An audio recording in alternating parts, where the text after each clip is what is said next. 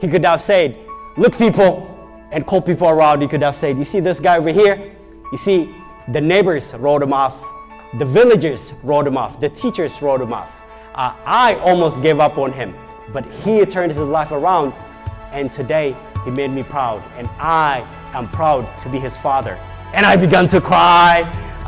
People thought that I was crying because I was happy out of joy that I was graduating from Harvard, but the truth was I was crying because I have never seen in my life that type of smile on the face of my father for as long as I knew him. And I was crying because I, Tamam, was the one that put that smile there.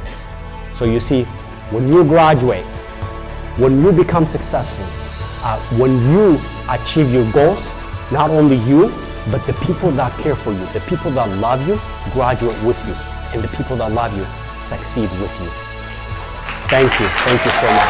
Thank you.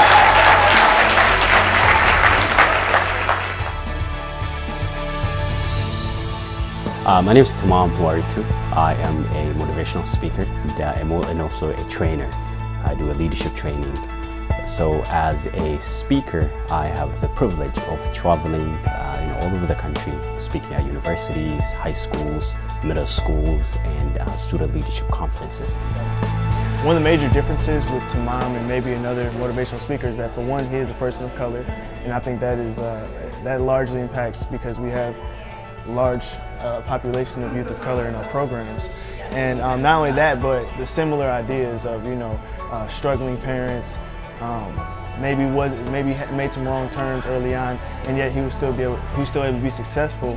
And he said it in a very genuine way. He wasn't up there saying, "Oh, you can do it, kids." He was like, "Look, man, it's gonna be hard. You have to work hard, and you're gonna have to motivate yourself sometimes in order to make it happen." And I think that that's one of the things that a lot of the youth, especially in our program, are lacking sometimes, is in confidence in themselves. And so that's what the Step Up program is for, and I feel like that's what Tamam also instilled in them, was a little bit of confidence.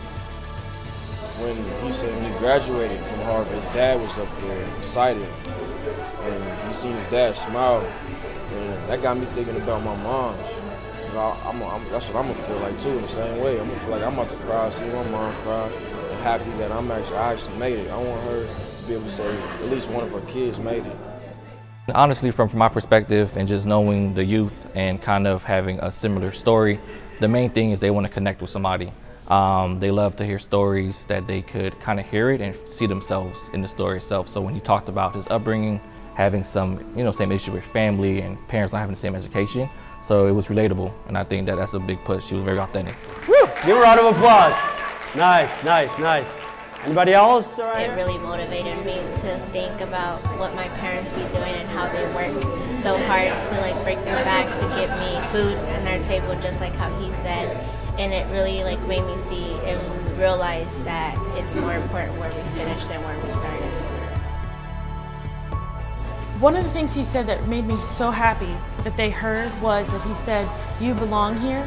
You get to do this." And he's speaking to a group of largely, African American and Latino students, and that's not a message they get to hear very often.